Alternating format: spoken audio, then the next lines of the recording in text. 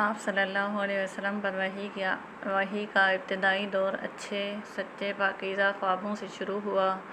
آپ خواب میں جو کچھ دیکھتے وہ صبح کی روشنی کی طرح صحیح اور سچا ثابت ہوتا۔ پھر من جانب قدرت آپ تنہائی پسند ہو گئے اور آپ صلی اللہ علیہ وسلم نے غار حرا میں خلوت نشینی اختیار فرمائی اور کئی دن اور رات وہاں مسلسل عبادت اور یاد الہی و ذکر و فکر میں مشغول رہتے۔ جب تک گھر آنے کو دل نہ چاہتا توشہ ہمراہ لیے ہوئے وہاں رہتے۔ توشہ ختم ہونے پر ہی اہلیہ محترمہ حضرت خدیجہ رضی اللہ تعالیٰ عنہا کے پاس تشریف لاتے اور کچھ توشہ ہمراہ لے کر پھر وہاں جا کر خلوت گزین ہو گئے۔ یہی طریقہ جاری رہا یہاں تک کہ آپ پر حق منکشف ہو گیا اور آپ غار حرا میں ہی قیام پذیر تھے۔ اچانک حضرت جبرائیل علیہ السلام آپ کے پاس حاضر ہوئے اور کہنے لگے، اے محمد پڑھو۔ آپ فرماتے ہیں کہ میں نے کہا میں پڑھنا نہیں جانتا۔ آپ صلی اللہ علیہ وسلم فرماتے ہیں کہ فرشتے نے مجھے پکڑ کر اتنے زور سے بھینچا کہ میری طاقت جواب دے گئی۔ پھر مجھے چھوڑ کر کہا پڑھو۔ پھر میں نے وہی جواب دیا کہ میں پڑھا ہوا نہیں ہوں۔ اس فرشتے نے مجھ کو نہایت ہی زور سے بھینچا کہ مجھ کو سخت تکلیف محسوس ہوئی۔ پھر اس نے کہا کہ پڑھ۔ میں نے کہا کہ میں پڑھا ہوا نہیں ہوں۔ فرشتے نے تیسری بار مجھ کو پکڑا اور تیسری مرتبہ مجھ کو بھینچا، پھر مجھے چھوڑ دیا اور کہنے لگا کہ پڑھو اپنے رب کے نام کی مدد سے جس نے پیدا کیا، انسان کو خون کی پھٹکی سے بنایا۔ پڑھو آپ کا رب بہت ہی مہربانیاں کرنے والا ہے۔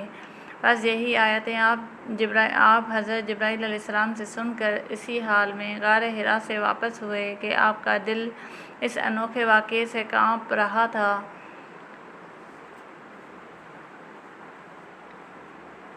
آپ صلی اللہ علیہ وسلم حضرت خدیجہ کے ہاں تشریف لائے اور فرمایا کہ مجھے کمبل اوڑھا دو، مجھے کمبل اوڑھا دو۔ لوگوں نے آپ کو کمبل اوڑھایا۔ جب آپ کا ڈر جاتا رہا تو آپ نے حضرت زوجہ محترمہ حضرت خدیجہ رضی اللہ تعالیٰ عنہا کو تفصیل کے ساتھ یہ واقعہ سنایا اور فرمانے لگے کہ مجھ کو اب اپنی جان کا خوف ہو گیا ہے۔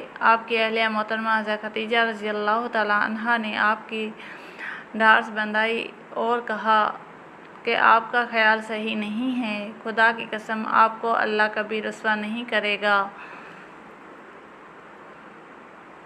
آپ تو اخلاق فاضلہ کے مالک ہیں، آپ تو کنبے پرور ہیں، بے کسوں کا بوجھ اپنے سر پر رکھ لیتے ہیں، مفلسوں کے لیے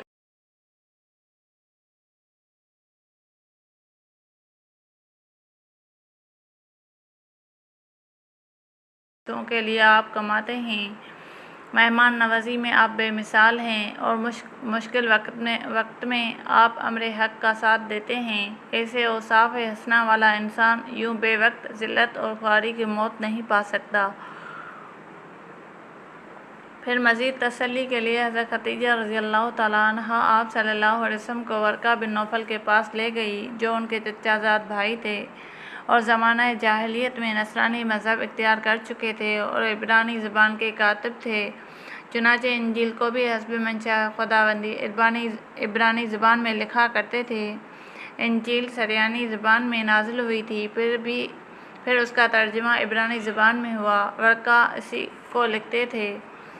وہ بہت بوڑھے ہو گئے تھے، یہاں تک کہ ان کی بینائی بھی رخصت ہو چکی تھی۔ حضرت خدیجہ رضی اللہ تعالیٰ عنہا ان کے سامنے آپ کے حالات بیان کیے اور کہا، اے چچا زاد بھائی، اپنے بھتیجے محمد صلی اللہ علیہ وسلم کی زبانی ذرا ان کی کیفیت سن لیجیے۔ وہ بولے کہ بھتیجے آپ نے جو کچھ دیکھا ہے اس کی تفصیل سناؤ۔ چنانچہ آپ صلی اللہ علیہ وسلم نے از اول تا آخر پورا واقعہ سنایا، جسے سن کر ورقہ بے اختیار بول اٹھے کہ یہ تو وہی ناموس یعنی معزز رازدان فرشتہ ہے جسے اللہ تعالیٰ نے حضرت موسیٰ علیہ السلام پر وحی دے کر بھیجا تھا۔ کاش میں آپ کے اس عہد نبوت کے شروع ہونے پر جواں عمر ہوتا، کاش میں اس وقت تک زندہ رہتا جب کہ آپ کی قوم آپ کو اس شہر سے نکال دے گی۔ اور رسول کریم صلی اللہ علیہ وسلم نے یہ سن کر تعجب سے پوچھا، کیا وہ لوگ مجھ کو نکال دیں گے حالانکہ میں تو ان میں صادق اور امین مقبول ہوں؟ ورقہ بولا، ہاں یہ سب کچھ سچ ہے، مگر جو شخص بھی آپ کی طرح امر حق لے کر آیا لوگ اس کے دشمن ہی ہو گئے۔ اگر مجھے آپ کی نبوت کا وہ زمانہ مل جائے تو میں آپ کی پوری مدد کروں گا۔ مگر ورقہ کچھ دنوں کے بعد انتقال کر گئے۔ پھر کچھ عرصے تک وحی کی آمد موقوف رہی۔